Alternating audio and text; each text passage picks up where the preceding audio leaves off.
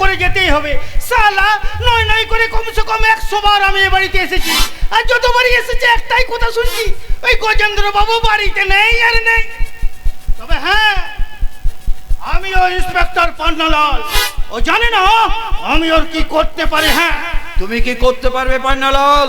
দেখুন মহেন্দ্র বাবু ওই পত্র লেখা খুনের ঘটনাটা ধামাচাপা দেওয়ার জন্য ওই গজেন্দ্র বাবু আমাকে 5 লাখ টাকা দেবো বলেছিল কিন্তু আজ পর্যন্ত একটা টাকাও দিল না আমি বারবার এ বাড়িতে আসছি আর ফিরে যাচ্ছি আরে বাবা আমার তো কোনো কথাই শুনছে না ওহো এই ব্যাপার গজেন্দ্র বাড়িতে নেই ও বাড়ি ফিরে আসুক তোমার টাকা তোমার কাছে পৌঁছে যাবে না না না না না না না না না ওই ঘুষের টাকার জন্য আর আমি অপেক্ষা করতে পারবো না তাছাড়া কোথায় আছে টাকা বাতাসে উড়ে যদি ফুরুত করে উড়ে যায় তাহলে তো টাকাটা আমি ধরতে পারবো না টাকাটা আমার চাই মহেন্দ্র বাবু এবং সেটা আজকের মধ্যে একদম সালাওয়াজ নিচে কর একদম সালাওয়াজ নিচে আরে আমার গুরু বলে দিয়েছে এর বাড়িতে দাঁড়িয়ে যে উঁচু গলায় কথা বলবে না সোজা সালা চালিয়ে দিবি উঁচু গলাটা চিরতরে বন্ধ হয়ে যাবে এই গেদা আরে সালা হ্যাঁ আমার নাম গেদা আরে গুরু যেটা বলে এই গেদা সেটাই করে আরে সালা বিশ্বাস করলে ভালো নইলে সালাই খানে চালিয়ে দেবো এই ওটা নামিয়ে কথা বল ওটা নামিয়ে কথা বল ভুলে যাস না ওরকম খেলনা কিন্তু আমার কাছেও আছে হ্যাঁ আর মহেন্দ্র বাবু আপনি গজেন্দ্রকে বুঝিয়ে দেবেন সে কিন্তু সাপের লেজে পা দিয়েছে পান্নালাল তুমি হয়তো ভুলে গেছো যে গজেন্দ্র হচ্ছে সাপের চেয়েও বিষধর ওর বিস্তার গুলো কি করে একটা একটা করে ভাঙতে হয় সেটাই পান্নালাল ভালো করে জানে পান্নালাল তার আগে নিজে বাঁচিস কেনা সেটা ভালো করে দেয় আওয়াজটা নিচে নামিয়ে কথা বল আর পারিস তো গিয়ে তোর বসকে বলে দে আমার সঙ্গে বেইমানি করে কাজটা কিন্তু সে ভালো করলো না আর এর জন্য ভবিষ্যতে ওকে পস্তাতে হবে পান্নালাল চুপচাপ এই বাড়ি থেকে বেরিয়ে যাও নইলে ফল কিন্তু খারাপ হবে তুমি ভুলে যেও না যে তুমি কার সামনে দাঁড়িয়ে কথা বলছো আমি জমিদার মহেন্দ্র প্রতাপ রায় আমার কথাতে বাঘে গরুতে এক ঘাটে জল খায় আরে এই গেদা বাবু এখানে দাঁড়িয়ে দাঁড়িয়ে কি করছিস যা ওই মেন গেটের বাহাদুরকে গিয়ে বলে আয় আজ থেকে ওই রাস্তার কুকুরগুলো যেন ওই জমিদার বাড়িতে ঢুকতে না পারে তারপরেও যদি কেউ ঢোকার চেষ্টা করে সোজা একেবারে গুলি চালিয়ে দিতে বলবি বাকিটা আমি বুঝে নেব শুনতে পারে না সালা শুনতে পারে না বাবু কি বললো যা সালা যা মাথাটা নিচু করে চুপচাপ এখান থেকে বেরিয়ে যা সালা মনে থাকবে রে আজকের এই অপমানটা আমার অনেক দিন মনে থাকবে আর এই অপমানের যোগ্য জবাব যদি আমি না দিতে পেরেছি না বৃথাই আমার নাম ইন্সপেক্টর পান্নালাল আর একটা কথা মহেন্দ্র বাবু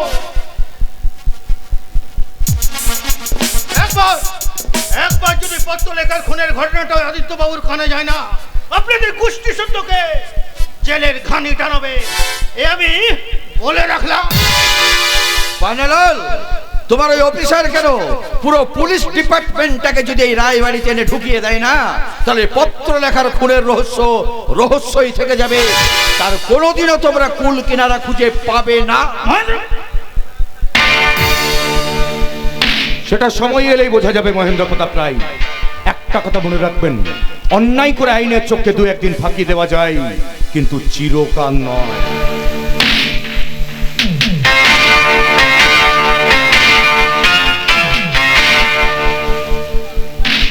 কি ব্যাপার পান্নালাল বাবু আপনি এখানে ওই স্যার এই তদন্ত কিসের তদন্ত পত্র লেখা খুনের তদন্ত এই কেসটা তদন্তের ভার বুঝে আপনার পদ দেওয়া হয়েছে লজ্জা করে না আইনের পোশাকটা পরে এই সমস্ত মানুষগুলো তরফদারি করতে যান যান এখান থেকে ওকে স্যার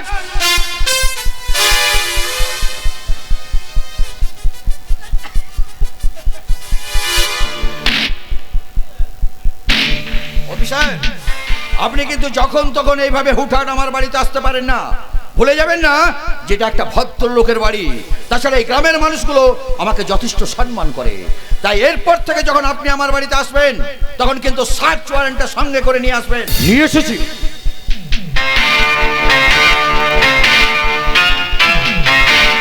সার্চ ওয়ারেন্ট আমি সঙ্গে করে নিয়ে এসেছি মহেন্দ্র বাবু, কারণ গতকাল রাত্রে যে সমস্ত চোরাই মালের লরিগুলো ধরা পড়েছে তার প্রত্যেকটার ব্লু বুকে লেখা রয়েছে গাড়িগুলোর অনার আপনি। তাহলে গাড়িতে যে চোরাই মালগুলো ছিল সেগুলো নিশ্চয়ই আপনার। হ্যাঁ অফিসার, হ্যাঁ ওই গাড়িগুলো আমার, এবং ওই গাড়িগুলোতে করে আমি চোরাই মাল পাচার করি। কিন্তু অফিসার, আপনার কাছে কি যথেষ্ট প্রমাণ আছে? কারণ আমাকে দোষী সাব্যস্ত করতে হলে আপনাকে আদালতে গিয়ে প্রমাণ পেশ করতে হবে। প্রমাণ? পুলিশ কখনো প্রমাণ ছাড়া কথা বলে না মহেন্দ্র বাবু। ওই প্রত্যেকটা গাড়ির খালাসি আর ড্রাইভার নিজের মুখে স্বীকার করেছে ওই সমস্ত চোরাই মালের মালিক আপনার ছেলে গজেন্দ্র রায় গজনে। আমি আদালতে গিয়ে মিথ্যে প্রমাণ করে দেবো অফিসার। আমি প্রমাণ করে দেবো যে আপনি আমার গাড়ির ড্রাইভার এবং খালাসির মাথায় পিস্তল ঠেকিয়ে ওদের কাছ থেকে জোর করে আপনি কথাগুলো আদায় করে নিয়েছেন শুধুমাত্র আমাকে বদনাম করার জন্য। মানলাম, আপনার কথা আমি মানলাম, কিন্তু প্রত্যেকটা চালানে আপনার কোম্পানির স্ট্যাম্প তো আছে, এমনকি আপনার ছেলে সই করাও আছে। তাহলে কি বলবেন ওইগুলো কি নকল? আরে আরে ওসব কথা বাদ দিন, বাদ দিন। এখন বলুন না আপনাকে কি দিতে হবে সেটা বলুন। ফিরিয়ে নিয়ে আসুন, ফিরিয়ে নিয়ে আসুন কীর্তন গোস্বামীকে, ফিরিয়ে নিয়ে আসুন পত্র লেখাকে, ফিরিয়ে নিয়ে আসুন পত্র লেখার পেটের বাচ্চাটাকে। আপনি মনে হয় অসুস্থ অফিসার, আপনার ডাক্তার দেখানো প্রয়োজন। কারণ আপনি ভুলে গেছেন যে ওই কীর্তন গোস্বামী গলায় দড়ি দিয়ে আত্মহত্যা করে মারা গেছে, আর তার একমাত্র মেয়ে পত্র লেখা ওই গর্ভবতী অবস্থায় রেল লাইনে কাটা পড়ে মারা গেছে। এখন নিশ্চয়ই ওই পত্র লেখার পেটের বাচ্চাটা আপনার কোলে চেপে মাম্মা মাম্মা বলে ডাকবে না? আশা করি আপনি আপনার সমস্ত প্রশ্নের উত্তর পেয়ে গেছেন। সবে তো মাত্র 15 দিন, আরো 75টা দিন অপেক্ষা করুন মহেন্দ্র বাবু। কারণ সরকারি নিয়ম অনুযায়ী যে কোনো নিখোঁজ ব্যক্তিকে মৃত বলে ঘোষণা করতে কম করে 90 দিন সময় লাগে। আর পত্র লেখা নিখোঁজ হয়েছে সবে মাত্র 15টা দিন, আরো 75টা দিন অপেক্ষা করুন। খুব তাড়াতাড়ি আমি আপনাকে আইনের কাঠগড়ায় দাঁড় করাবো।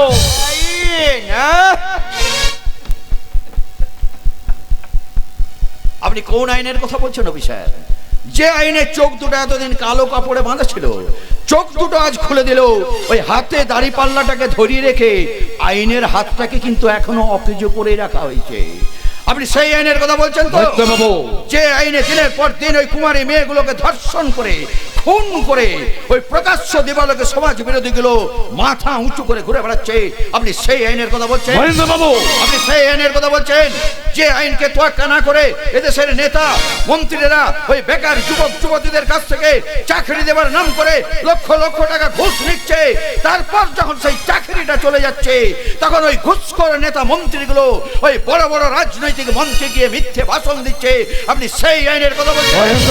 স্যার, আপনার আইন যদি কাজ করতো তাহলে দিনের পর দিন ওই নার্সিং হোমগুলো ভুয়ো রিপোর্ট বানিয়ে একটা মৃত মানুষকে দিনের পর দিন ভেন্টিলেশনে ঢুকিয়ে রেখে ওই গরিব রোগীগুলোর পরিবারের কাছ থেকে লক্ষ লক্ষ টাকা আদায় করে নিতে পারতো না। তাই বলছে আপনি আপনার চোখ দুটো খুলে দেখুন, আপনার আইন আজ পতিতা হয়ে ওই পতিতা পল্লীতে গিয়ে বসে আছে, আর টাকার বিনিময়ে যে যখন যাচ্ছে তাদেরকে ভোগ করে বেরিয়ে যাচ্ছে। মহেন্দ্র বাবু, তাই বলছে ওই আগেকার অফিসার গুলোর মতো আপনি আপনার মানবিকতা, সততা আর মনুষ্যত্বকে কার্বন ডাইঅক্সাইডের মতো ছুঁড়ে ফেলে দিয়ে দুহাত দিয়ে শুধু ঘুষের টাকা রোজগার করুন, রোজগার। মহেন্দ্র বাবু, আর দেশের আইনটাকে নিজের হাতে আপনি ইচ্ছে মতো ধর্ষণ করুন। এই মহেন্দ্র বাবু, আমি কি করবো না করবো সেটা নিশ্চয়ই আপনার মতো মানুষের কাছ থেকে শিখতে হবে না, ভুলে যাবে না। এই দেশে এখনো সৎ কর্তব্যপরায়ণ পুলিশ অফিসাররা আছে, তাদের মধ্যে আমিও পড়ি। তাই খুব তাড়াতাড়ি আপনার এই পাতেলা বাজিগুলোকে বালি চাপা দিয়ে আপনাকে আর আপনার সোনার টুকরো ছেলেকে কোমরে দড়ি বেঁধে টানতে টানতে আমি থানায় নিয়ে যাবো। ইয়েস, থানায়।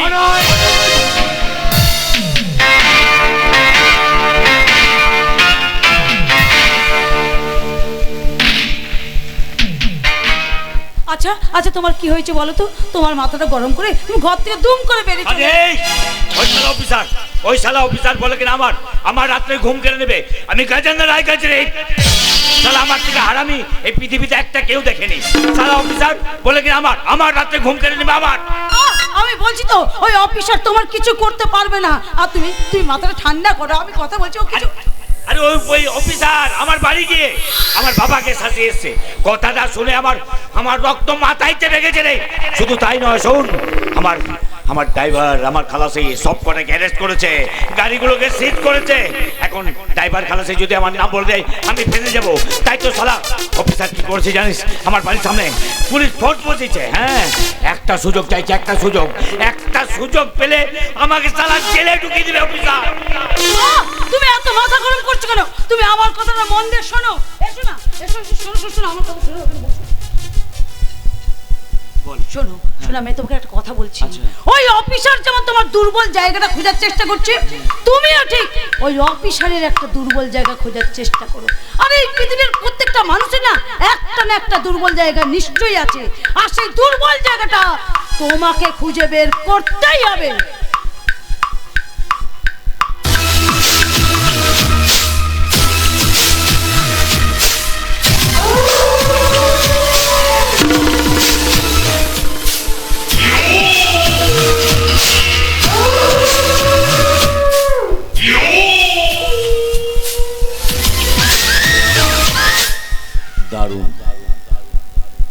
দারুণ বুদ্ধি দিয়েছিস। সত্যি তো, প্রত্যেকটি মানুষের মধ্যেই দুর্বলতা থাকে, আর দুর্বলতার জায়গা হচ্ছে তার পরিবার। রুমিয়া, খোঁজ নিয়ে দেখতো ওই শালা অফিসারের বাড়িতে কে কে আছে। ওর একটা মা আছে আর ওর একটা বোন আছে। অফিসারের ওটাই হচ্ছে দুর্বলের জায়গা। যা বুদ্ধি দিয়েছিস না মারে, দারুণ বুদ্ধি দিয়েছিস। আজ যদি আমার মা বেঁচে থাকতো না, ঠিক এই বুদ্ধিটা দিত। এখন কি মনে হচ্ছে বলতো, তোকে মা বলে এটা প্রণাম কর। কেন বলতো, যে বুদ্ধিটা আমার মাথা দিয়ে বেরোনো উচিত ছিল, শালা আমার মাথা দিয়ে না বেরিয়ে তোর মাথা দিয়ে বেরোলো। কি বুদ্ধি দিলি মারে, এটা মা মনে প্রণাম নেই। এই বলো না, তুমি আমাকে কবে বিয়ে করবে? আরে বাবা, করবো তো, খুব তাড়াতাড়ি বিয়ে করবো।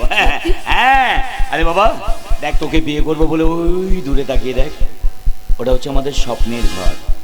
আকাশের রামধনুর 7টা রং নিয়ে আমরা আমাদের ঘরটাকে কি সুন্দরভাবে সাজিয়েছি। আর সেই ঘরে থাকবো তুই আর আমি। তবে চলো সেই ঘরটাতে যেখানে থাকবে শুধু তুমি আর আমি। আমি আর তুমি। সালাদের না, সত্যি সালাদের কোনো জ্ঞান নেই, কোন সময় কখন ফোন করতে হয় জান। ফোনটা ধরে এই কোন সালারে। এ কে বলছে? ও আচ্ছা, কে? মিস্টার ভাটিয়া, কি বলছেন? এমার্জেন্সি মিটিং এখন চলে এসেছেন আপনি দিল্লি থেকে? ঠিক আছে আপনি না, আপনি অপেক্ষা করুন, আমি আসছি। ঠিক। শোন না, একটা এমার্জেন্সি মিটিং এসছে। দেখ রাগ করিস না। আরে বাবা আগে তো টাকা, তারপরে তো প্রেম। হ্যাঁ দেখ, কাল দিন বিয়ে করবো, 2-4টা ছেলের মা হবি, খাওয়াবো কি? আরে বাবা আগে তো কাজ করতে হবে। মন দেখ, তুই রাগ করবি না, আমি আসছি, এখনই আসছি। বাই, শোন তুই 10 মিনিট অপেক্ষা কর, আমি 1 ঘন্টার মধ্যে আসছি। বাই।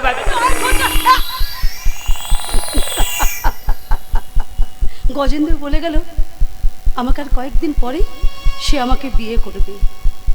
আজ আমার চিৎকার করে বলতে ইচ্ছা করছে, গজেন্দ্র আই লাভ ইউ।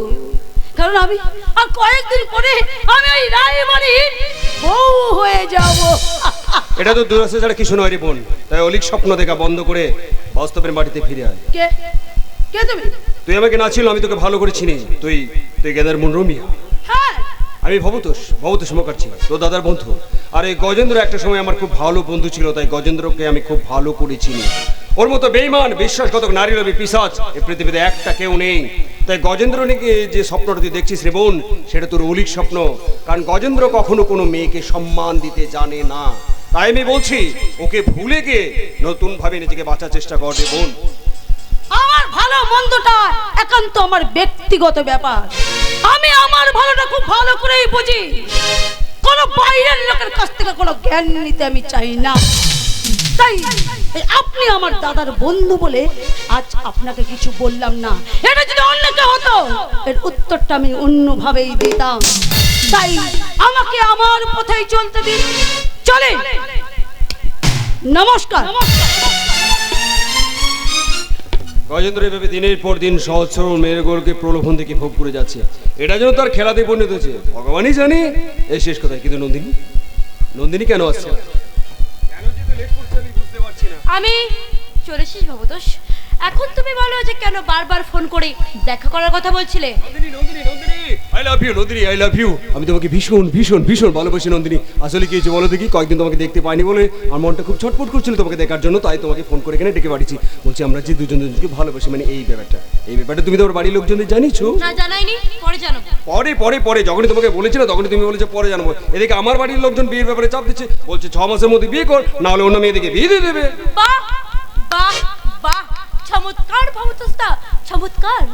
আর কটা মেয়ের সঙ্গে তুমি প্রেমের খেলা খেলবে বলো তো?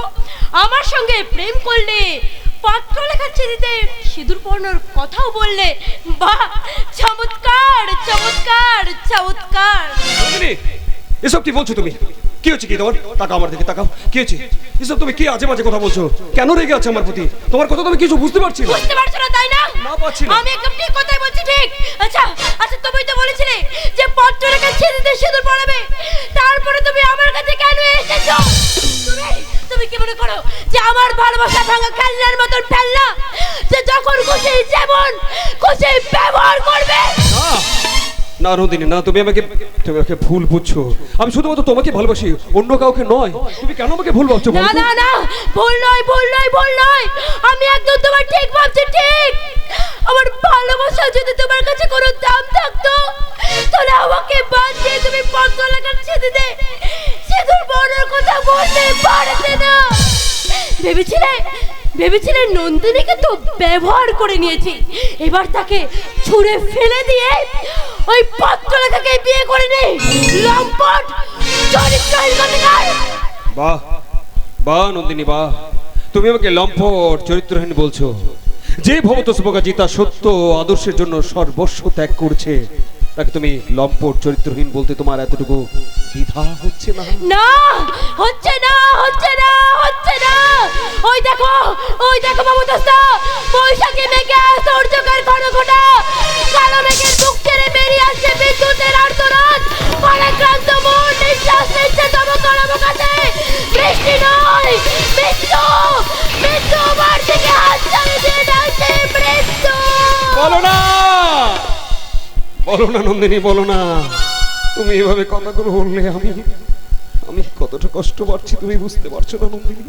Please please Nandini, please. চুপ! একদম একদম ওই মুখে তুমি আমার নাম ডাকবে না।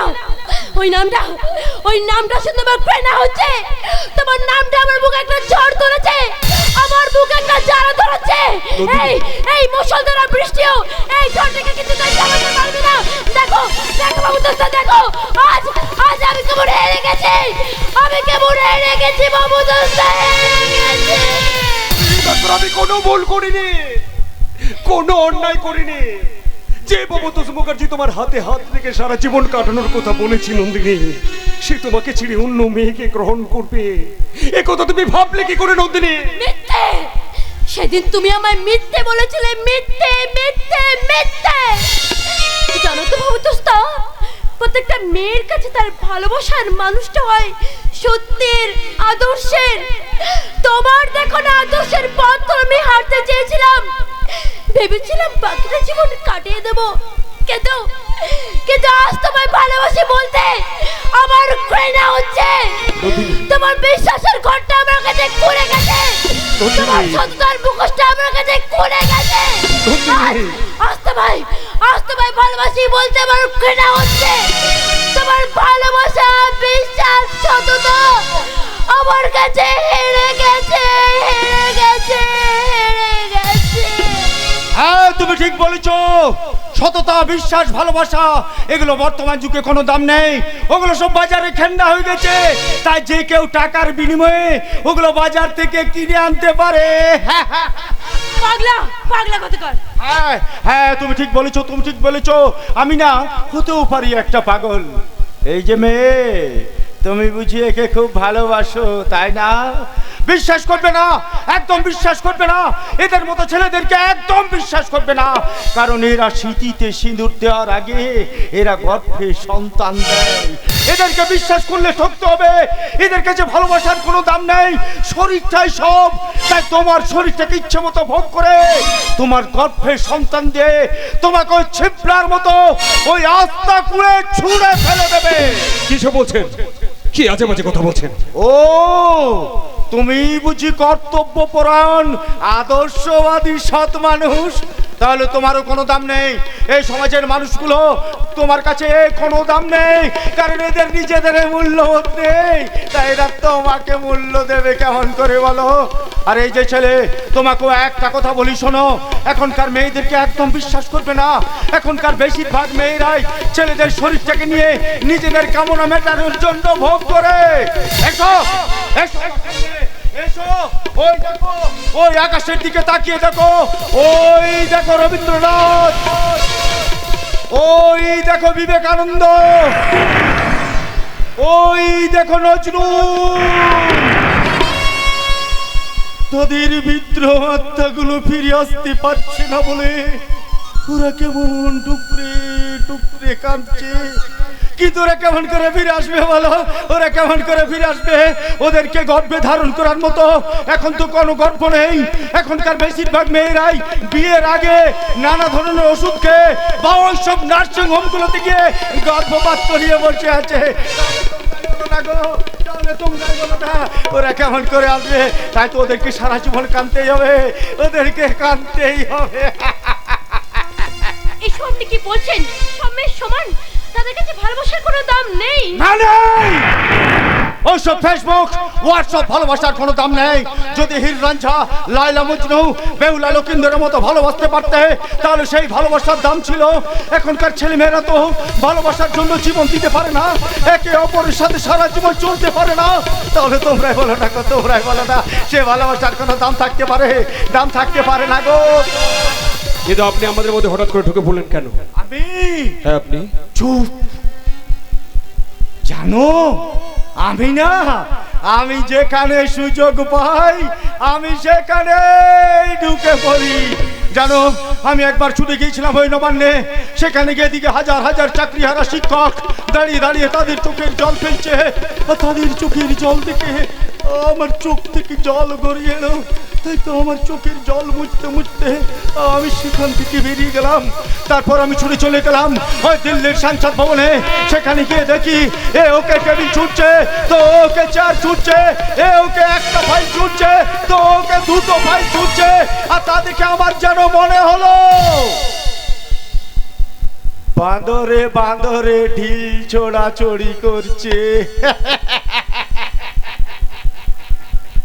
না বাবা, না বাবা, তোমরা এখানে থাকো, আমি যাই, আমি যাই। দাঁড়ান দাঁড়ান, আপনি দাঁড়ান। যে কথাগুলো এতক্ষণ বললেন সেগুলো কোন নোংরা সমাজের জন্য বলছেন বলে যান। না না না, দাঁড়াবার সময় নেই, দাঁড়াবার সময় নেই। I have no time for stop. ওই দেখো, ওই দেখো, আমায় যেন কে ডাকছে। হ্যাঁ, আমায় ডাকছে, আমি যাচ্ছি। কারণ এখনকার ছেলে মেয়েদের কাছে অভিভাবকদের কথা শোনার মতো তাদের কাছে তো কোনো সময় নেই। তাই তোমাদের যা ইচ্ছে তোমরা তাই করো, আমি যাই। হ্যাঁ, ওখানে সমস্যা হয়েছে। হ্যাঁ, ওই দেখো, ওই দেখো, আমার একটা মেয়ে আত্মহত্যা করছে। হ্যাঁ, একদম না, একদম আত্মহত্যা করবে না, একদম আত্মহত্যা করবে না বলে দিচ্ছে। হ্যাঁ, আমি যাচ্ছি, আমি যাচ্ছি।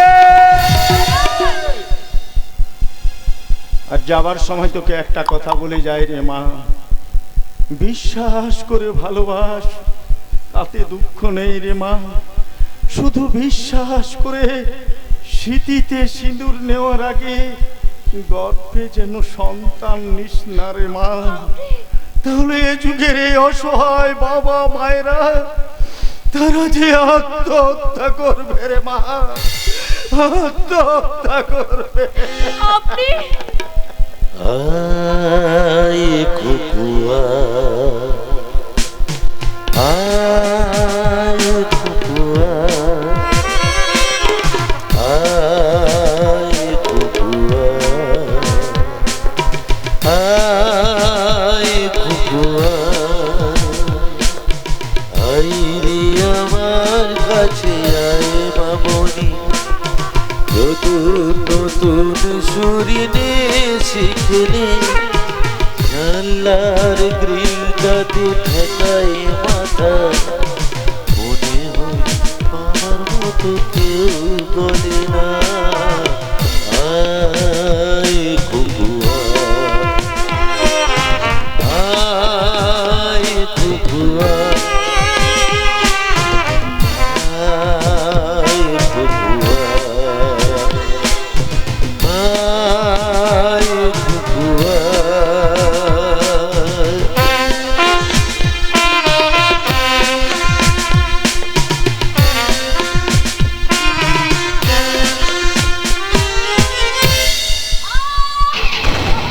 ওই আকাশে বিদ্যুৎ চমকাচ্ছে, মনে হচ্ছে এক্ষুনি বৃষ্টি নামবে।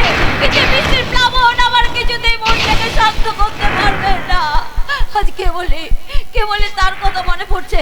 আমার কেবলই মনে হচ্ছে আমার আশেপাশে কোথাও আছে, অথচ আমি তাকে ধরতে পারছি না। ওগো, সে যদি একবার এসে দেখতো তাদের ছেলে মেয়ে দুটো মানুষের মতো মানুষ হয়েছে, তাহলে হয়তো আমি মরেও শান্তি পেতাম। ওগো ঠাকুর, তুমি ওকে আমার কাছে ফিরিয়ে এনে দাও ঠাকুর, তুমি ওকে আমার কাছে ফিরিয়ে আনো। এখানে তুমি দাঁড়িয়ে দাঁড়িয়ে চোখে জল ফেলছো আর এভাবে কার সঙ্গে কথা বলছো? এই বিবেকের সঙ্গে। জানিস, আজ তোর বাবার কথা বড্ড মনে পড়ছে। মনে হচ্ছে এই মানুষটা যদি একবার এসে তোদের দেখতে পেত, আর তোরাও যদি তোদের বাবাকে দেখতে পেতিস, তাহলে আমি শান্তি পেতাম। ও যে তোদের বড্ড ভালোবাসতো রে। ওসব ভালোবাসার কথা বাদ দাও তো। শোনো, এই যুগে ভালোবাসার কোনো দাম নেই, তাই যেমন আছো তেমন থাকো, তাতে সুখে আর ভালো থাকবে। আর ভালোবাসার কথা ভাবলে শুধু কষ্ট পাবে, কষ্ট। নন্দিনী, আজ তুই এইভাবে কথা বলছিস কেন? তোর কি কিছু হয়েছে? কই মা, না তো, আমার তো কিছুই হয়নি। মায়ের চোখে ফাঁকি দিতে পারবি না, মায়েরা সব বুঝতে পারে। বল না তোর কি হয়েছে। বলছি তো আমার কিছু হয়নি, আমার কিছু হয়নি। যাও এখান থেকে, যাও, তুমি আমাকে একা থাকতে দাও। যাও যাও। না, যাবো না। আগে বল তোর কি হয়েছে, তারপর যাবো। হ্যাঁ রে, রাস্তার ছেলেগুলো আবার তোর সঙ্গে খারাপ ব্যবহার করেছে? বললাম তো আমার কিছু হয়নি, আর আমার সাথে কেউ কোনো খারাপ ব্যবহার করেনি। আচ্ছা তুমি আমার ব্যাপারে তো ইন্টারফেয়ার করছো কেন? আমার কথা শুনে তোমার কি লাভ? মা হলো পৃথিবীর একমাত্র ব্যাংক, যেখানে সন্তানেরা তাদের দুঃখ কষ্ট সব জমা রাখে আর বিনিময়ে পায় অফুরন্ত ভালোবাসা। আমার সেই কথার মর্যাদা দিয়ে বল না তোর কি হয়েছে। মা মা বল। ও মা, বল না। মা, আমি যে আজ হেরে গেছি। জানো, ওই ভবন্ত আমাকে কখনো ভালোবাসেনি।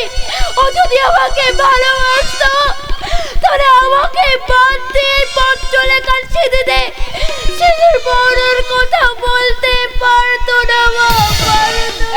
এই নন্দিনী, দুঃখ করিস না, সব ঠিক হয়ে যাবে। তোর ভালোবাসা আবার তোর কাছে ফিরে আসবে, তুই সুখী হবি। দেখো মা, দেখো আজ আমার সুখের সংকটে কেমন ব্যর্থ হয়ে গেছে। দেখো মা, দেখো আজ আমি কেমন জীবন আর মরণের মাঝখানে দাঁড়িয়ে আছি। দেখো মা, দেখো। আসলে কি জানো তো মা, মেয়ে হয়ে জন্মানোটা সহজ, কিন্তু মেয়ে হয়ে বেঁচে থাকাটা সহজ নয় মা। মেয়েদেরকে কাঁদতে গেলেও ভাবতে হয়, হাসতে গেলেও, আর ভালোবাসতে গেলেও। আবার তুই এসব কথা ভাবছিস? চাইছি না আমি এসব কিছু ভাবতে চাইছি না মা, আমি এসব কিন্তু ভাবতে চাইছি না, কিন্তু এই হৃদয়ের একটা নাম আমি কিছুতেই মুছে দিতে পারছি না। দেখো মা, দেখো আজ আমার চারপাশে কেমন অন্ধকার হয়ে যাচ্ছে। আমি হেরে গেছি মা, আমি হেরে গেছি। তুই হারতে পারিস না, তুই হেরে যাবার মেয়ে নোস। এই মা তোকে কিছুতেই হেরে যেতে দেবে না। সান্ত্বনা দিচ্ছ মা, কিন্তু যাওয়ার তো হয়ে গেছে, আর কিচ্ছু ঠিক খবর নেই। আসলে জানো তো মা, আমি না কখনো ভাবিনি যে বাবুদাসটাকে ভালোবাসতে গেলে আমাকে এতখানি কষ্ট পেতে হবে। আমি না কখনো বুঝতেই পারিনি যে ভালোবাসতে গেলে এতখানি দুঃখ পথ এতক্ষণে বাধা অতিক্রম করতে হয়? এই বোন, তাকে দেখ, সমস্ত বাধা অতিক্রম করে পত্রলেখাকে আমি আবার নতুন ভাবে তোদের কাছে নিয়ে এসেছি রে। আপনি আর এই নন্দিনী না থাকলে এই উন্মাদ পত্রলেখা তার সুস্থ জীবন কোনোদিন ফিরে পেত না। তাই আপনাদের আমাকে এইভাবে সুস্থ করে তোলার জন্য আপনাদের যে আমি কি বলে ধন্যবাদ জানাবো। এই এই এই এতে ধন্যবাদ দেওয়ার তো কিছু নেই রে মা, কারণ তোর পাশে থাকা যে আমাদের কর্তব্য। এমনি করে সারা জীবন আমার পাশে থাকবেন। আমি জীবনে কখনো মায়ের ভালোবাসা, স্নেহ, সুখ থেকে বঞ্চিত কোনোদিন আমি সেগুলো পাইনি। আপনি আমাকে সেগুলো থেকে বঞ্চিত করবেন না। ওরে মা, যে স্নেহের আঁচল দিয়ে তোকে একবার বেঁধে রেখেছি, শত দুঃখ কষ্ট এলেও সেই আঁচল আমি কিছুতেই ছেড়তে দেব না। হ্যাঁ, বোঝাও মা, বোঝাও, ওকে একটু ভালো করে বোঝাও। আমরা চিরটা কাল ওর পাশে ছিলাম আর সারাটা জীবন ওর পাশেই থাকবো। আর এই যে তোমাদের মাঝে আমি আছি এটা ভুলে গেলে তো? তোমার কথা ভুলে গেলে কি চলে নাকি? তুমি হলে কি, তোমার জন্যই তো এই উন্মাদ পত্রলেখা আবার তার নতুন সুস্থ জীবন ফিরে পেয়েছে। তাই যেমন তোমার কথা ভুলতে পারবো না, তেমনি কখনো কোনোদিন ভুলতে পারবো না ভবতোস্তার কথা। ওর কথা কেন ভুলতে পারবে না? কারণ ওর মতো মানুষ এই যুগে বিরল। সত্যি, সেই যেদিন আমার এমন অঘটন ঘটেছে, সেই দিন থেকে আমার পাশে আছে। সেই মুহূর্ত থেকে যদি আজ ভবতোস্তা না থাকতো, তাহলে হয়তো আজ আমাকে আত্মহত্যা করে মরতে হতো। তাই তো ভবতোস্তা আমার কাছে মানুষ নয়, মানুষ রূপী ভগবান। ওর মতো মহান মানুষ আমি জীবনে কখনো পৃথিবীতে দেখিনি। সেদিন শুধুমাত্র আমার বাবাকে গুরুদক্ষিণা দেওয়ার জন্য আমাকে বিয়ে করতে রাজি হয়েছিল। এমনকি আমার গর্ভের সন্তানকে পিতৃ পরিচয় দিতেও রাজি হয়েছিল। তো আমি অস্বীকার করেছি। আমি ভবতোস্তার সঙ্গে অনেক বাজে খারাপ ব্যবহার করেছি। জানো নন্দিনী, যেদিন আমি ভবতোস্তার সাহায্য নিয়ে এখান থেকে চলে যাচ্ছিলাম, সেদিন ভবতোস্তা আমাকে বলেছিল, পত্রলেখা, তোমার বাবার কথাই তোমাকে আমি বিয়ে করতে রাজি হলেও আমার মন প্রাণ জুড়ে বসে আছে একজন। আমি শুধুমাত্র একজনকেই ভালোবাসি, সে আর কেউ নয়, সে হলো কি এই নন্দিনী।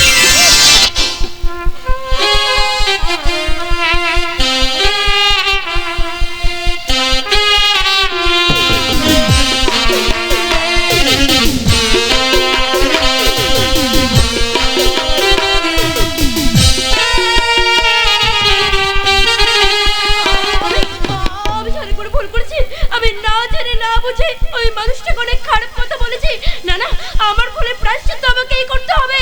আমি আসছি ভবতোস্তা, আমি তোমার কাছেই ফিরে আসছি। আমি যে অনেক বড় ভুল করছি মা, আমাকে যে যেতেই হবে মা, আমাকে যে যেতেই হবে। আমি যে অনেক বড় ভুল। নন্দিনী, কত শোন। এই দাদা, আমি যে অনেক বড় ভুল করেছি, আমাকে যেতেই হবে দাদা, আমাকে যেতেই হবে। নন্দিনী, মা, পত্রলেখা, দাদা, আমি আসছি। নন্দিনী, যাস না, শোন, দাঁড়া। নন্দিনী, ওকে ডাকিস না রে, কারণ যে ভুলও করেছে তার প্রায়শ্চিত্ত ওকেই করতে দে। হ্যাঁ, যাক, হাসপাতালে কদিন ধরে অনেক দখল গেছে, ভালো করে খাওয়া দাওয়া হয়নি। তাই আমি তোদের জন্য এক কাজ কর, তোরা এখানে দাঁড়িয়ে গল্প কর, আর আমি তোদের জন্য খাবারের ব্যবস্থা করি। ভালো করে রান্না করবে, তাই করো। একটু দাঁড়াও আদিত্য। কিছু বলবে? বলবো, আমি যেটুকু মুহূর্ত তোমার পাশে থাকলাম, যেটুকু মুহূর্ত তোমার পাশে কাটালাম, আমি তাতে বুঝলাম যে মানুষ কেন নতুন করে বাঁচতে চায়, মরার আগে পর্যন্ত কেন নতুন করে মানুষের বাঁচার ইচ্ছে হয়, কেন নতুন উদ্যমে মানুষ বাঁচতে শেখে। আচ্ছা পত্রলেখা, হ্যাঁ, তোমার কিছু ইচ্ছে করে না? ওই যে বললাম, আমি মরার আগের দিন পর্যন্ত তোমার কোলে মাথা রেখে মরতে চাই, ব্যাস, আর আমি কিচ্ছু চাই না। বারবার কেন মরার কথা বলো তো? তোমার কি বাঁচতে ইচ্ছে করে না? আমাকে একটুখানি ভালোবাসতে ইচ্ছে করে না? জানি না, যাও। চারিদিকে এত অন্ধকার, আমি কিছু দেখতে পাচ্ছি না। কেন মনে হচ্ছে যেন চোখের সামনে একটা কালো পর্দা পড়ে আছে। কি পায়ের নিচের মাটিতে এভাবে সরে যাচ্ছে কেন? ও কি আধার উপর আকাশটা মনে হচ্ছে এখনই ভেঙে পড়বে। কে আছো? আমাকে বাঁচাও। কে আছো? কে তোমরা? ও, তোমরা বুঝি ভারত মায়ের বীর সন্তান? তোমরা বুঝি এদেরকে রক্ষা করার জন্য এগিয়ে এসেছো? পালিয়ে যাও। তোমাদেরকে কেউ এরা বুঝবে না, কারণ এরা বিনয়, বাদল, দীনেশ, ভগৎ সিংকে বোঝেনি। আর তোমরা তো টাকার বিনিময়ে চাকরি করো, তাহলে তোমাদের আত্মত্যাগ, তোমাদের বলিদান এরা কেমন করে বুঝবে বলো? এরা কেমন করে বুঝবো?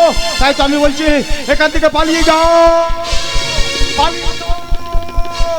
ওই দেখো, ওই পশ্চিম আকাশে একটা কালো মেঘ জমেছে, একটা ঝড় উঠছে, ঝড়, একটা বিশাল ঝড়।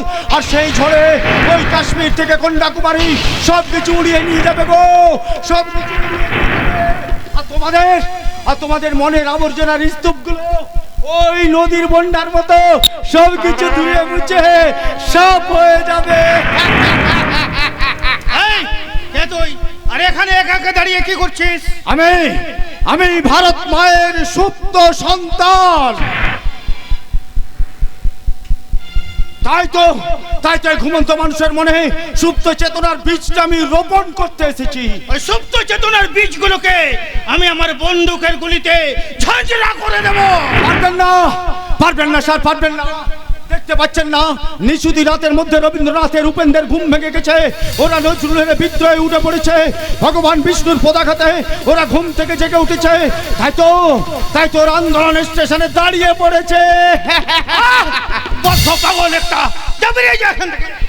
না স্যার, আমি পাগল নই স্যার, আমি পাগল নই। আমি হচ্ছে গিয়ে ওই রাস্তার নেড়ি কুত্তা। নেড়ি কুত্তা? হ্যাঁ স্যার, হ্যাঁ। ওই সব ধনী ব্যক্তি আর নেতা মন্ত্রীদের কথায় ল্যাজ নাড়ি, আর ওদের কথায় আমি উঠবস করি। পাগলামি! এখানে এসে কেন পাগলামি করছিস? যাবে রে, যা, তা নাহলে ঘাড় ধরে এখান থেকে বের করে দেবো। বলি, আপনি রাখছেন কেন স্যার, আপনি রাখছেন কেন? আপনাকে তো আমি এইসব কথাগুলো বলছি না, আমি বলছি এদেশের ওই ছাগল ভেড়া জনগণগুলোকে। দেখতে পাচ্ছেন না স্যার, গরিব থেকে মধ্যবিত্ত পরিবারগুলো ফুটোর মধ্যে ঢুকে পাঁঠার মতো বলি হচ্ছে। আর তাদেরকে একদল ক্যাবলাকান্তের দল দাঁড়িয়ে দাঁড়িয়ে হাততালি দিচ্ছে, আর জোরে জোরে সব ঢাক বাজাতে ঢাক বাজা। এটা বসে তুই ঠিক কোথায় বলেছিস? এই জনগণ গরু ছাগলই বটে। তা তোর নামটা কি? আমার নাম? হ্যাঁ বলবো স্যার? হ্যাঁ বল। আমার নাম হচ্ছে ভেজাল। ভেজাল? আরে ভেজাল আবার কারোর নাম হয় নাকি রে? হ্যাঁ স্যার, হ্যাঁ। দেখতে পাচ্ছেন না, খাবারে ভেজাল, শিক্ষায় ভেজাল, স্বাস্থ্যে ভেজাল, এমনকি এদেশের ওই নেতা মন্ত্রীগুলো ভেজাল। নেতা মন্ত্রীগুলো ভেজাল? পুলিশ কি রে? হ্যাঁ স্যার, হ্যাঁ। নিজেদের স্বার্থ রক্ষা আর শুধুমাত্র টাকা কামানোর জন্য আজকে ডানে, কাল সে বামে, পরশু রামে, আর তরশু ফুলে। তবে স্যার, এত ভেজালের মধ্যে একটা জিনিস একদম খাঁটি আছে। তা সেই জিনিসটা কি শুনি? বলবো স্যার? হ্যাঁ বল। ওই জিনিসটা হচ্ছে মদ। আরে মদেই তো আসল ভেজাল, আর তুই বলছিস মদ খাঁটি? মদ যদি ভেজাল হতো স্যার, তাহলে ভোটের আগের দিন রাত্রে হাতে 500 টাকা আর এক বোতল মাল খাইয়ে এদেশের এই সাধারণ পাবলিক গুলোকে মাতাল করে দিয়ে এদেশের ওই নেতা মন্ত্রীগুলো গণতন্ত্রটাকে লুট করতে পারত না স্যার। বন্ধ কর তোর এই পাগলামি, যা এখান থেকে বেরিয়ে যা, তা নাহলে ঘাড় ধাক্কা দিয়ে এখান থেকে বের করে দেবো। সাবধান দুর্যোধন আর দুঃশাসনের দল, যতই তোমরা নৈরাজ্য শাসন চালিয়ে আমাদেরকে ঘাড় ধাক্কা দিয়ে এখান থেকে বাইরে বের করে দাও, যতই তোমরা মানুষ খুন করে ওইসব রাজনৈতিক মঞ্চে উস্কানিমূলক ভাষণ দিয়ে মানুষের মধ্যে মানুষের বিভেদ সৃষ্টি করো, একদম সাবধান। ওই সুদর্শনের কালচক্র থেকে সাবধান, ওই সুদর্শনের কালচক্রে তোমাদের চিন্তান নেই গো, তোমাদের চিন্তান নেই, তোমাদের ধ্বংস, তোমাদের ধ্বংস।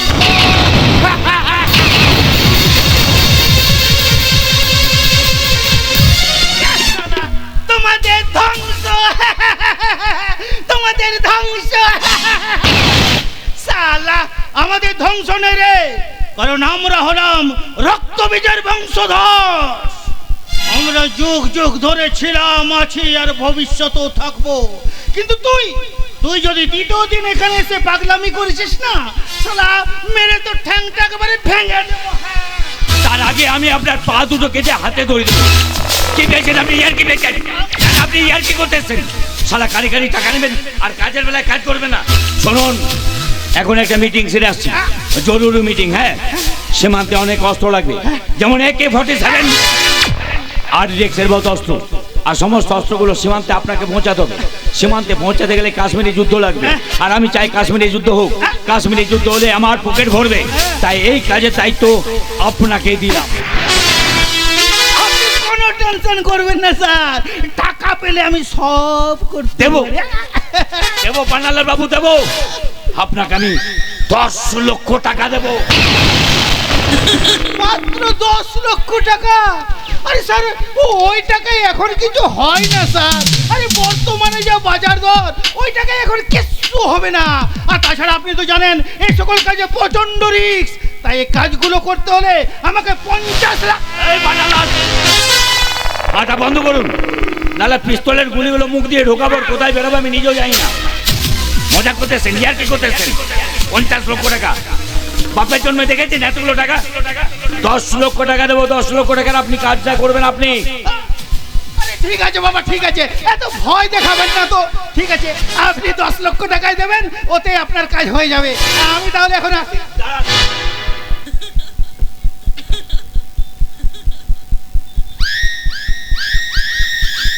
10 লক্ষ টাকা আপনার জন্য নিয়ে এসেছি, তবে একটা কথা মনে রাখবেন, আমার নাম গজেন্দ্র রায় গজনিক।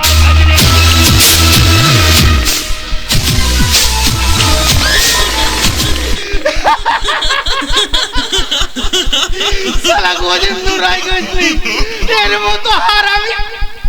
স্যার, অ্যাডভান্সটা।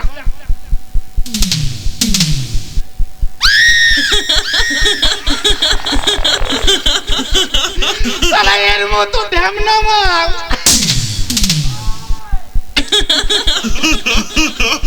পান্নালাল, সে আপনি আমাকে গালিগালাজ করুন, আমার কিছু যায় আসে না।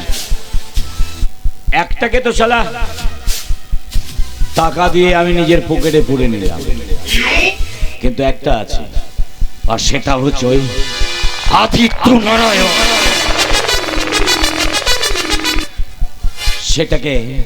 সেটাকে কিভাবে হাতের মুঠোয় আনা যায়?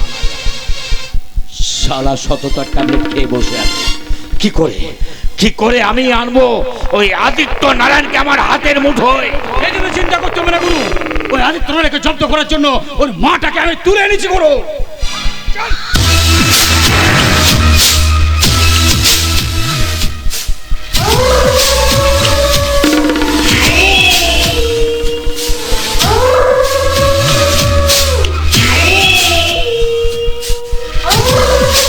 দারুণ কাজ করেছিস, ঠিক সময় ঠিক কাজ করেছিস, দারুণ কাজ করেছিস। যা, উপরে বেডরুমটা ফাঁকা আছে, মদের বোতল আছে, মদ খা, আনন্দ কর, ফুর্তি কর। বাকি এই দিকটা দেখছি আমি।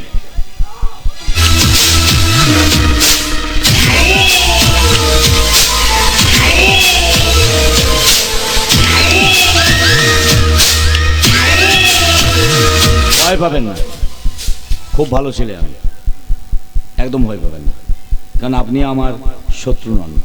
আমার শত্রু বলে যদি কেউ থাকে সেটা হচ্ছে আপনার ছেলে ওই আদিত্য নারায়ণ।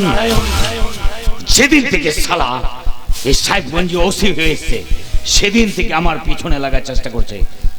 তাই মাসিমা, আপনি আপনার ছেলেকে ভালো করে বুঝিয়ে দেবেন, আপনার ছেলে যেন আমার পেছনে লাগার চেষ্টা না করে।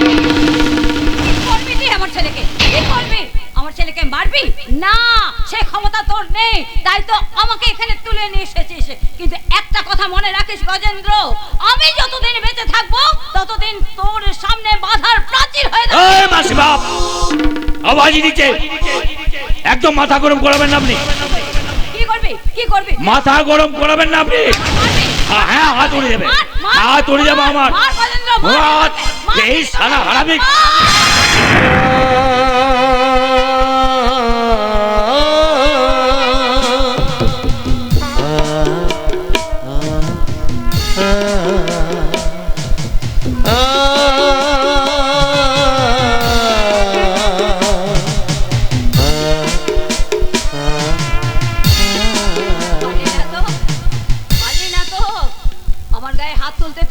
না।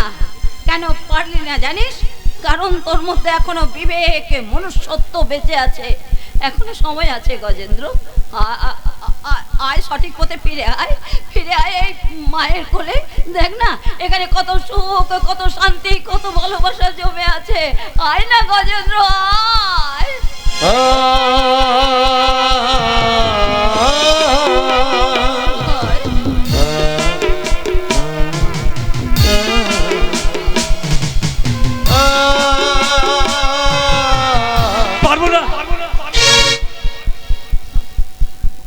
পারবো না যেতে। কেন পারবি না?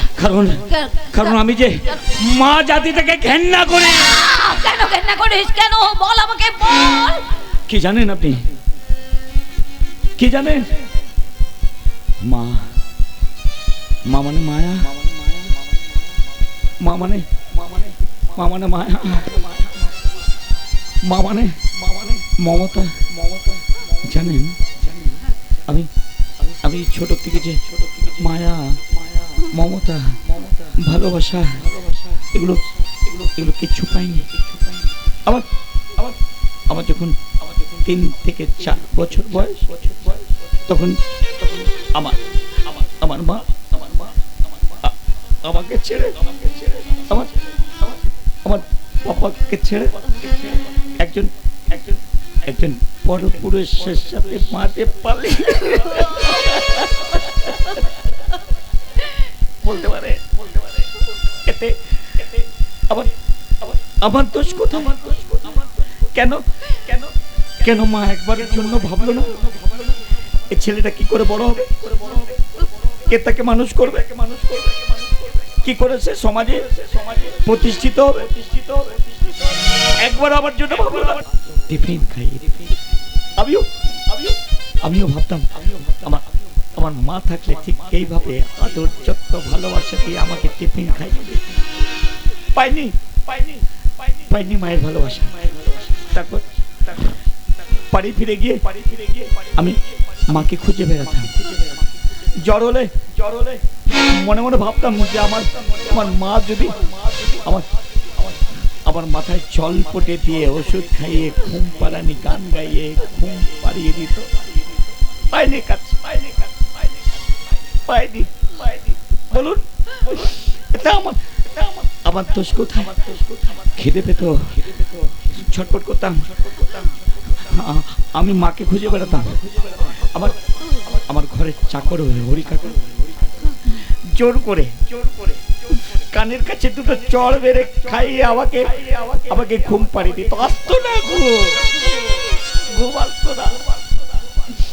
কোল বালিশ থেকে চেপে ধরে শুধু চোখের জল ফেলেছে আর মায়ের কথা ভেবেছে। আমাদের বাড়িতে তো কোনো অভাব ছিল না, তাহলে কেন মা এমন কাজ করলো? আমার বাবা আমাকে খুব ভালোবাসে, তাই তো যখন যা চেয়েছি তাই দিয়েছে আমার বাবা। সেই ছোটবেলায় আমি যখন খেলনা চাইতাম, আমার বাবা অনেক পিস্তল খেলনা এনে দিয়েছে। তাই তো সেদিনে সেই গজেন্দ্র সেই খেলনা পিস্তল গুলো ধরতে ধরতে আজ হয়ে উঠেছে গজেন্দ্র রায়। কি দোষ আমার? কি দোষ করেছিলাম আমি? কেন মা আমাকে ছেড়ে চলে গেল? জানো তো একমাত্র মারাই পারে ছেলেদেরকে শাসন করতে, সমাজে প্রতিষ্ঠিত করতে। ছেলে কোথায় গেছে, কখন আসবে, কেন এখনো বাড়ি ফেরেনি, এই লক্ষ্যগুলো মারাই করে। বাবারা সংসারে সময় দিতে পারে না, কাজের চাপে বাইরে থাকে। তাই তো মায়ের ভালোবাসা পাইনি বলে আমি তো আজকে গাছিদি হয়ে উঠেছে। কিন্তু সবাই তো সমান নয় গজেন্দ্র। তুই একমাত্র হতভাগ্য সন্তান যে মায়ের স্নেহ থেকে বঞ্চিত হয়ে আছিস। আয় না আমার বুকে আয়, তোর না পাওয়াগুলোকে তুই 2 হাত ভরে কুড়িয়ে নে। আয়।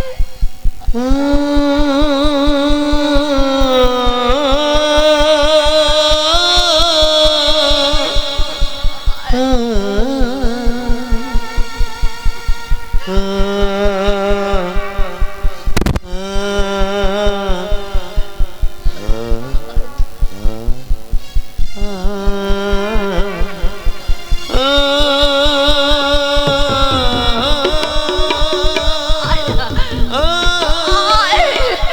যান মাসিমা, চলে যান আপনি, নাহলে কেটে ফেলে দেবো আপনাকে আমি। বেশ, আমি চলেই যাচ্ছি, তবে যাবার সময় তোকে একটা কথা বলে যাই গজেন্দ্র। যদি কোনোদিন তুই নিজেকে একা মনে করিস, যদি কোনোদিন তোর এই মাকে মনে পড়ে, তাহলে তুই আমার কাছে আসিস গজেন্দ্র। আমার ঘরের দরজা সব সময় তোর জন্য খোলা থাকবে, আর থাকবে এই মায়ের আঁচল।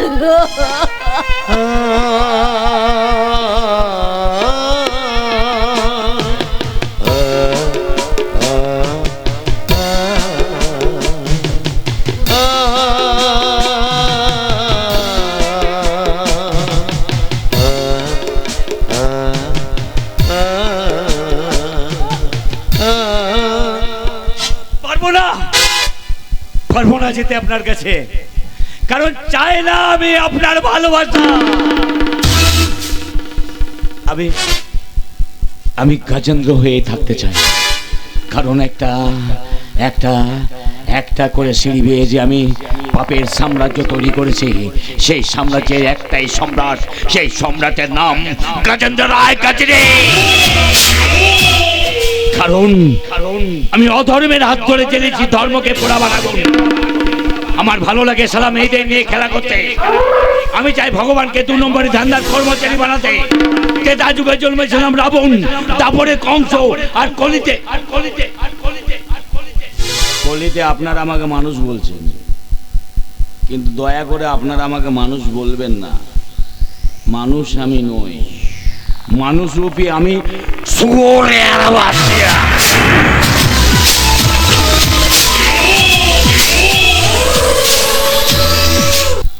জীবনের অঙ্কটাকে মেলা দিকে না জেনে আমি কি পেলাম? শুধু শূন্য, শূন্য আর শূন্য।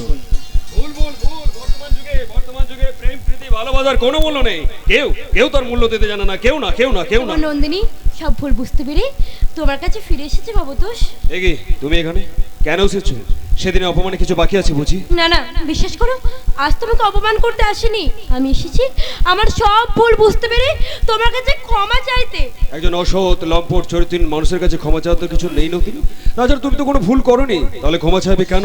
সব দোষ আমার, তাই আমার কাছে ক্ষমা চাওয়ার কিছু নেই। আমার অনেক কাজ আছে, আমি চলি। দাঁড়াও, কেন তুমি আমাকে এড়িয়ে যেতে চাইছো? যে এড়িয়ে যায় সে তো নিরাপদে থাকে। তাছাড়া পরিবর্তনশীল পৃথিবীতে আমিটাও বদলে গেছে, আর ভুল মানুষকে এড়িয়ে চলাই ভালো নদী। আমি যে ভুল, এটা তোমায় কে বললো? এমন কিছু কথা যা না বলাই ভালো নদী, এমন কিছু কষ্ট যা না দেখানোটাই ভালো। আর এগুলো কিন্তু আর কেউ না বললেও কঠিন বাস্তব। আর ওই ভাগ্য বিধাতা আমাকে সব বলে দিচ্ছে নদী। আমি যে তোমার কাছে ক্ষমা চাইতে এসেছি, এটা কি তুমি বিশ্বাস করতে পারছো না? বিশ্বাস শব্দটা আজ বড় বেমানা নন্দিনী। সেদিন তুমি আমাকে বিশ্বাস করোনি, আমার কোনো কথা শোনোনি। একটা কথা মনে রাখবে, কাউকে মন থেকে বেশি বিশ্বাস করলে উপহার হিসাবে কিন্তু কষ্টটাই পেতে হয় নন্দিনী। না, তুমি বিশ্বাস করো, তোমাকে আমি কষ্ট দিতে চাইনি, তোমায় যে আমি ভালোবাসি। এতদিন সেটাই জেনে এসেছি, পরে বুঝেছি তোমাকে ভালোবাসাটা আমার ভুল হয়েছে নন্দিনী। আর ভালোবাসা মানেই কিন্তু পাশে থাকা নয়, মনের মানুষের কাছ থেকে দূরে থাকাটাও কিন্তু ভালোবাসা। না ভবতোষ না, তোমাকে হারাবার কথা ভাবলে আমার চোখ থেকে যে জল বেরিয়ে আসে ভবতোষ। সেই চোখের জলে সমুদ্রে ভাসতে ভাসতে তুমি আমাকে ভুলে যাও নন্দিনী। প্রকৃত ভালোবাসা কি কখনো ভোলা যায়? হাজার ঝগড়ার পরে সেই একসাথে হওয়াই তো প্রকৃত ভালোবাসা, আর আমি তো সেটাই চাই। কিন্তু সেটা যে সম্ভব নয় নন্দিনী। কেন সম্ভব না? তুমি কি আমাকে আর ভালোবাসো না? আমি কোনো তর্কে যেতে চাইছি না নন্দিনী, কোনো তর্কে যেতে চাইছি না। কারণ তোমার আমার সম্পর্কটাকে আর নতুন করে আমি জোড়া লাগাতে পারবো না। কারণ তোমাদের মতন মেয়েরা যা দেয় তার থেকে অনেক বেশি কেড়ে নেয়। আর একটা কথা মনে রাখবে নন্দিনী, চোখের জলে কিন্তু সবকিছু জয় করা যায় না। তাই তোমার আমার যে সম্পর্কটা ছিল না, সেটাকে আর নতুন করে জোড়া লাগানো যাবে না, কিছুতেই না। দাঁড়াও, তুমি একবার আমার মুখের দিকে তাকিয়ে বলো না, বলো তুমি যাই বলছো তাই সত্যি বলো না, বলো একবার বলো। ছেড়ে দাও আমাকে, ছেড়ে দাও। যদি পারো তোমার হৃদয় থেকে আমার নামটা মুছে ফেলো। দাঁড়াও, আজ আমাকে খুব ঘৃণা হচ্ছে, তাই না? আমার নামটাও তুমি মুখে উচ্চারণ করতে চাও না? ঠিক আছে বাবু, ঠিক আছে। তোমার নন্দিনী, তোমার জীবন অনেক হাজার চেষ্টা করলেও তুমি আমাকে আর ফিরে পাবে না ভবতোষ। শুধু যাওয়ার আগে তুমি একটা কথা বলে যাই, আমার আমার চিতার শেষ আগুনটা তুমি দিও ভবতোষ, তুমি তুমি নন্দিনী, নন্দিনী নিজেকে দূরে রাখতে পারলাম না, কারণ আমি যে তোমাকে ভীষণ ভীষণ ভালোবাসি নন্দিনী। আমি যে তোমার চোখে আমার সর্বনাশ দেখেছি। অহুর শেষে আলোই রাঙা সেদিন চৈত্র মাস, তোমার চোখে দেখেছিলাম আমার সর্বনাশ। নন্দিনী, আজ একটা মেয়ের গল্প বলবো, শুনবে? বলো। আমার কোনো মতেই ঘুম আসছে না, কি করি? ঘুমের ওষুধগুলো পর্যন্ত শেষ হয়ে গেছে। গজেন্দ্র বাড়িতে নেই যে ঘুমের ওষুধগুলো আনা করাবো। উফ, ভীষণ মাথায় যন্ত্রণা হচ্ছে, কি করি?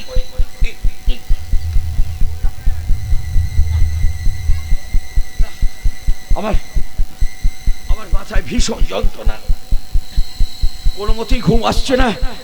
ঘুমের ওষুধ না খেলে যে আমার ঘুম, না না ঘুম আসছে না, তোর ঘুম আসবে না মহেন্দ্র প্রতাপ রায়।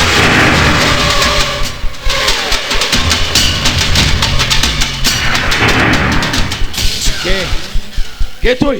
আমি। এই এই মেন গেটের বাহাদুরকে বলে দে ওকে যেন বাড়ি থেকে বের করে দেয়। চুপ, একদম চিৎকার করবি না, চিৎকার করে কোনো লাভ হবে না, কারণ তোর চিৎকার কেউ শুনতে পাবে না। তোর এই বাড়ির পাহারাদারগুলোকে, পোষা গুন্ডাগুলোকে সব আমি ঘুমের ওষুধ খাইয়ে ঘুম পাড়িয়ে দিয়েছি, আর তোর এই বাড়ির পোষা কুত্তাগুলোকে আমি সব খাবারের সঙ্গে বিষ খাইয়ে শেষ করে দিয়েছি। তাই তোর গলার আওয়াজ কেউ শুনতে পাবে না। দেখবি দেখবি আমি কে?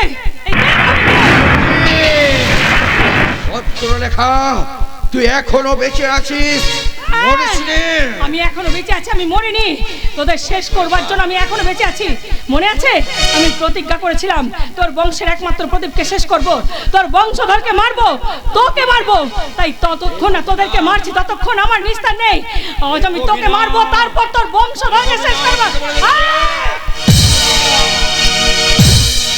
ओम काली गंधवदन विनिष्कंता सिपासिनी विचित्र कंटकधारा चरमाला विभूषणा चित्त चर्म परिधान शुक्ल मंसाति भैरव अति विस्तार वदना युहलोन भीषणा लग्न रक्तनयन नाद वृद्ध दुर्गा ओम ह्रीं ह्रीं चामुंडा रूपाय दुर्गावै नमः ओम ह्रीं ह्रीं चामुंडा रूपाय दुर्गावै नमः ओम ह्रीं ह्रीं चामुंडा रूपाय दुर्गावै नमः।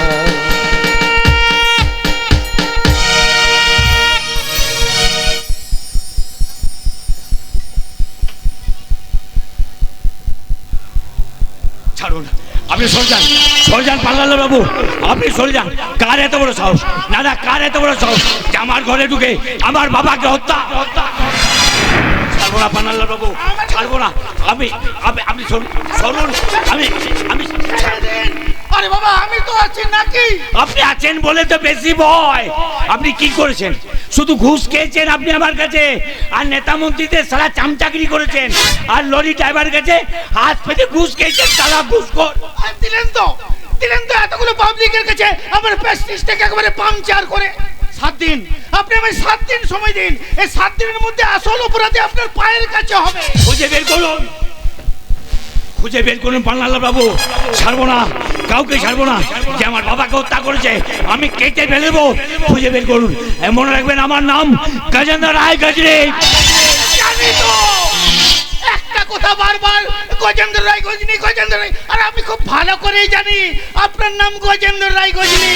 আপনার মতো হারামি। স্যার, ও স্যার,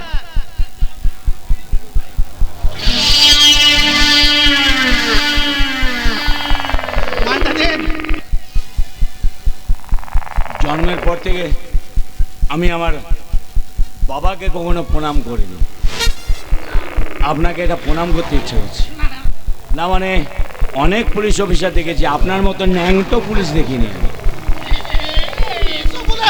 আমাকে লজ্জা দেবেন না স্যার। হ্যাঁ, এই মাল যখন পেয়ে গেছি কাজ আপনার হয়ে যাবে।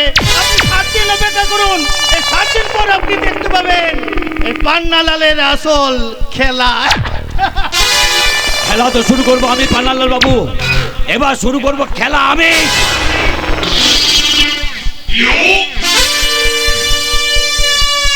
কিন্তু তার আগে জানতে হবে কার এত বড় সাহস যে আমার ঘরে ঢুকে আমার বাবাকে হত্যা কে করলো খুনটা? তাহলে কি বুবাই? সে তো বাচ্চা ছেলে। তাছাড়া কীর্তন গোস্বামী মারা যাওয়ার পর বুবাই নিরুদ্দেশ, বুবাইকে আর খুঁজে পাওয়া যাচ্ছে না। তাহলে খুনটা করলো কে?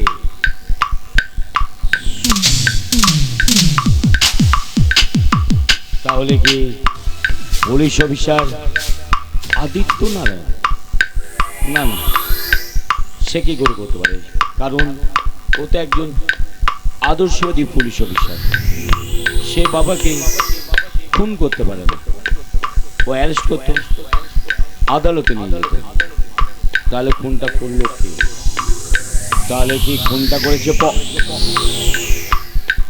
না না না, এটা আমি কি ভাবছি, পত্র লেখাকে তো আমি নিজের হাতে রেল লাইনের উপর শুয়ে দিয়েছিলাম।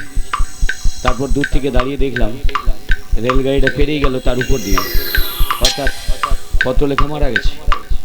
তাহলে খুনটা করলো কে? একজনের উপরে সন্দেহ যায়, কারণ সেদিন বাড়িতে ছিল গেঁদা। তাহলে খুনটা করেছে গেঁদা। এই গেঁদা, চল বাড়ির ভেতর আয়। গেঁদা, তোর সাথে আমার কিছু কথা আছে, ভেতর আয়। এখনো তোমার সাথে আমার কিছু কথা আছে। আমি জানতে চাই তুমি আমার বউ রুমিয়াকে বিয়েটা করছো কবে? এই শালাই, আমার বাপটা মরেছে, এখনো চিতার আগুন শালা ঠান্ডা হয়নি, আর আমাকে বলছিস বিয়ে করতে? শালা তোর লজ্জা লাগা দরকার নেই।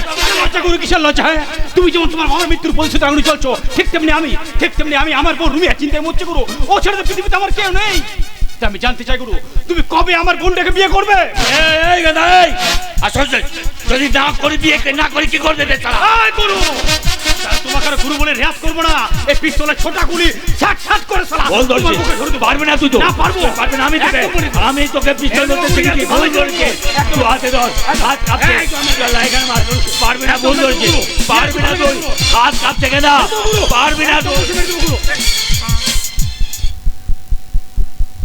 শালা গাল দিইনি, সম্পর্ক হবি দুই শালা আবার। হ্যাঁ, মজা করছিলাম, আর কি করছিলাম। যা তাড়াতাড়ি যা, বাজারে যা, দুটো ফুলের মালা নিয়ে আসবি, একটুখানি সিঁদুর নিয়ে আসবি।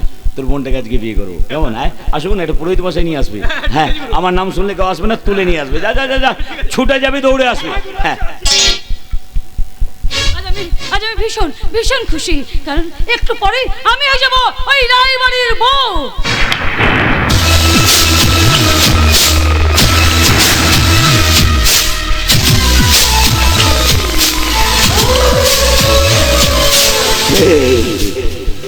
কি বলবি তুই? তুই হবি রায় পরিবারের বউ। শোন, ভালোবাসাটা হয় সমানে সমানে। কখনো কোনো নিচু জাতের মেয়ের সাথে উঁচু বংশের ছেলের বিয়ে হয় না। ভালোবাসা কিন্তু ওই ভগবানের দান, তাই গরিব বড় লোককে এক লাইনেই প্রসাদ নিতে হয়। আমাকে একদম জ্ঞান দেওয়ার চেষ্টা করবি না, নাহলে শালা কেটে ফেলে দেবো। তুমি এই কথা বলো না গজেন্দ্র। তোমার এই কথা শুনলে আমার ভীষণ কষ্ট হচ্ছে গজেন্দ্র। আমারও হচ্ছে। এই যে তুই বিয়ে করার জন্য চাপ সৃষ্টি করছিস, আমারও কষ্ট হচ্ছে। দেখ রুমিয়া, মাথা গরম করবি না, একদম মাথা গরম করাবি না। আমার বলছে মাথা গরম করাবি না, এখানে চলে যা, নাহলে মা কালী দিবি বলছি, কেটে ফেলে দেবো তোকে। ঠিক আছে, আমি যাচ্ছি। তুমি কোথায় যাচ্ছ একবার জিজ্ঞাসা করবে না?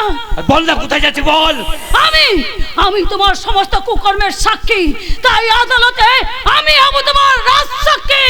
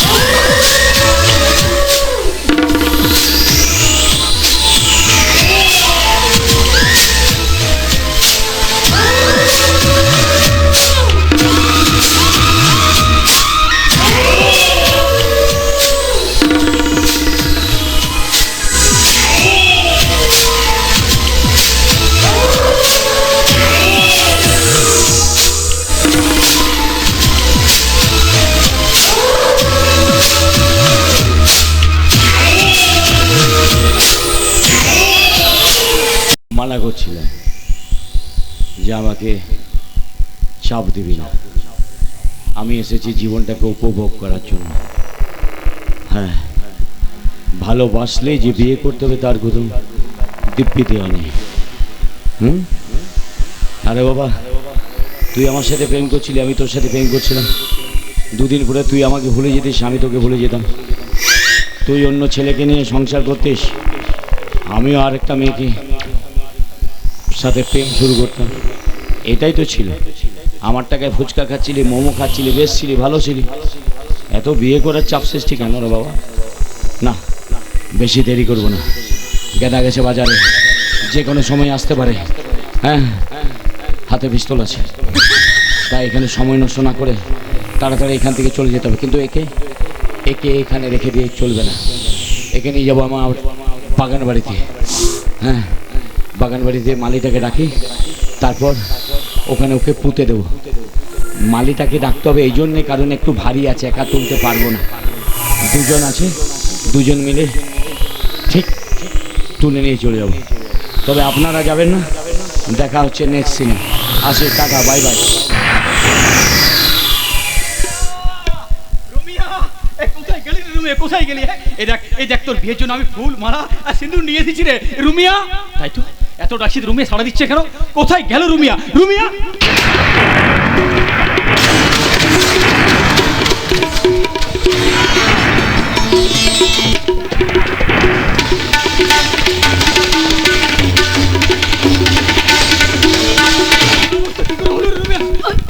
কে তোর অবস্থা করেছে?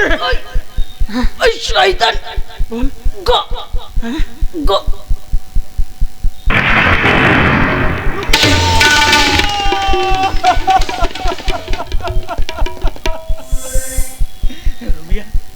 রুমিয়া বোন আমার, একবার চোখ মেলে তাকা না রে বোন, একবার দাদা বলে না।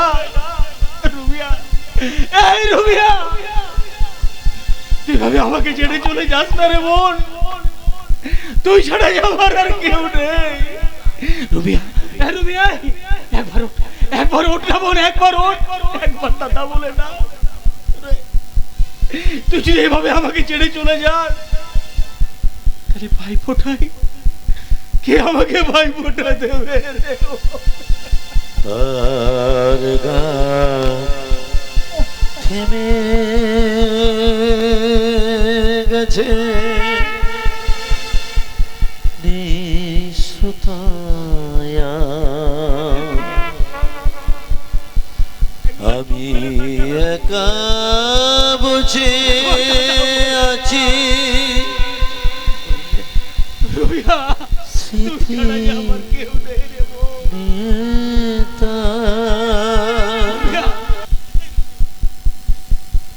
আনন্দ নিয়ে গেছে ওরা সকলে, দুঃখটা হোকা শুধুই আমার, নীরব হলো ছোট বড়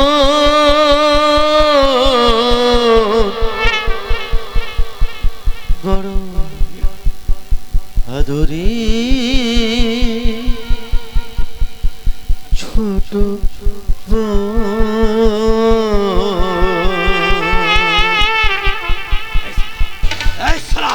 গজেন্দ্র রায় গজনী, তুই শালা আমার বুক থেকে আমার একমাত্র বোনটাকে কেড়ে নিয়েছিস শালা।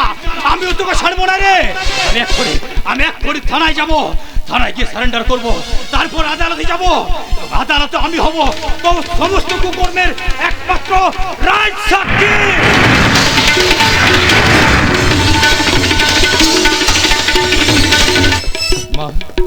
মা, তুমি কোথায় মা? প্রত্যেকটা জায়গা আমি তোমাকে তন্ন তন্ন করে খুঁজলাম, কিন্তু কোথাও তোমাকে খুঁজে পেলাম না। তোমাকে ছাড়া আমি যে এক মুহূর্ত থাকতে পারছি মা? বলো না মা, বলো না মা, তুমি কোথায় মা? তুমি কোথায়? এই দাদা, তুই এইভাবে ভেঙে পড়িস না। তুই এইভাবে ভেঙে পড়লে আমার কি হবে বলতো? শোন, যেভাবে হোক মাকে খুঁজে বার করতেই হবে। কিন্তু কেমন করে? কেমন করে খুঁজবো বলতে পারিস রে বোন?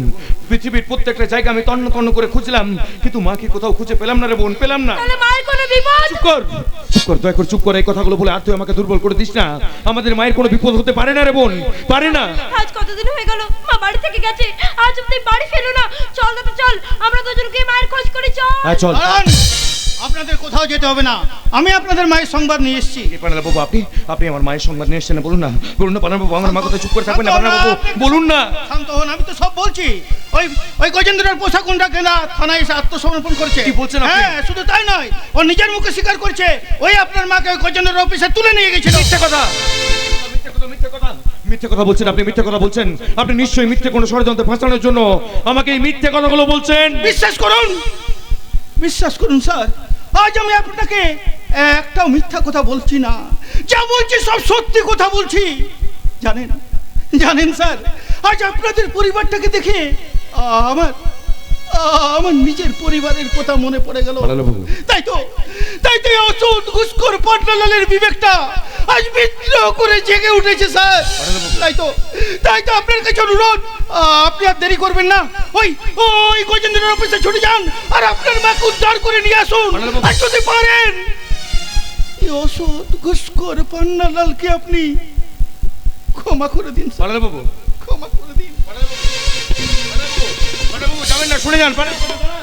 হ্যাঁ এই দাদা, ওই লোকটা যেগুলো বলে গেল ওগুলো যদি সত্যি হয়, ওই গজেন্দ্র যদি আমার মায়ের কোনো ক্ষতি করে দেয়।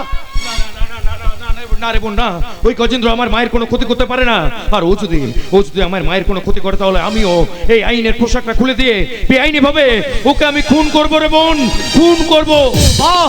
আর আইনের রক্ষক, আইন যখন তোমার তোরে তখন তুমি এই ছত্রভঙ্গ, অথচ আইনের পোশাকটা পরে ভারত মায়ের সংবিধান ছুঁয়ে তুমি কথা দিয়েছিলে নিজের জীবনের বিনিময়ে তুমি আইনকে রক্ষা করবে, অথচ আজ নিজের মায়ের জন্য আমাদের ভারত মায়ের সঙ্গে আমাদের সংবিধানের সঙ্গে বেইমানি করতে তোমার লজ্জা করে না? হে আপনি বুঝি ভারত মায়ের সৎ সন্তান? না জেনে বুঝে কথাগুলো বলতে আপনার লজ্জা করছে না? পাগল, ওর সাথে আমার সেদিন দেখা হয়েছিল, ও ঠিক এমন পাগলের মতন কথাই বলে। হ্যাঁ তুমি ঠিক বলেছো, কারণ এই সমাজে আমাদের কোনো দাম নেই। যারা সত্য কথা বলে এই সমাজ তাদেরকে কোনো দাম দেয় না। যারা কুইন্টাল তেল দিয়ে চাটুকারিতা করতে পারে, যারা রাজনৈতিক মঞ্চে উস্কানিমূলক মিথ্যে ভাষণ দিতে পারে, এই সমাজের মানুষকে তাদেরকে মাথায় তুলে রাখে, কারণ তাদের কথাগুলো যে বড্ড বেশি দামি। কে আপনি? কে? এই তো সেই মুখ, সেই চোখ, সেই কণ্ঠস্বর, সত্যি করে বলুন আপনি কে? আমি বিপ্লবী। তাই ওরা যতই তুলে নিয়ে গিয়ে আমাকে মেরে ফেলার চেষ্টা করুক, আমি মরবো না। এই মৃত্যুপুরীতে আমি একমাত্র অমর। তাই তো আমি আবার ফিরে এসেছি এই নব হৃদয়ের জাগরণে প্রেমের সঞ্চার করতে। আমি চিনতে পেরেছি, এবার আমি ঠিক চিনতে পেরেছি। এই খোকা তোদের বাবাকে দেখতে চেয়েছিলিস? ওই দেখ তোদের বাবা আর্মি অফিসার জয়ন্ত নারায়ণের স্বপ্ন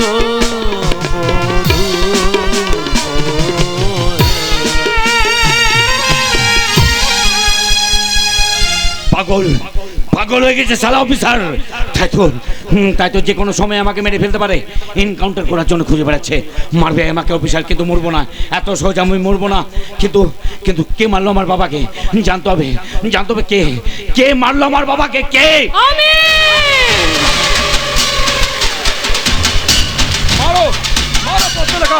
মারো ওকে, নাও তোমার প্রতিশোধ। বেঁচে আছিস তুই শালা? শেষ করবার জন্য বেঁচে আছি। তোর বাবাকে মেরেছি, খবরদার। এবার তোকে মারবো। খবরদার। তোকে আমি কিছুতেই ছাড়বো না।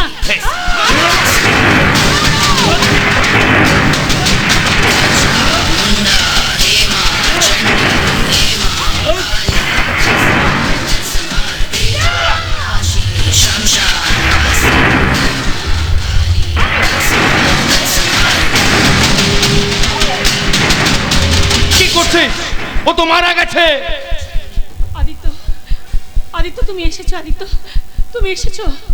আদিত্য তুমি তো আমাকে ভালোবাসো। আদিত্য আমাকে সেই ভালোবাসার অধিকার নেই।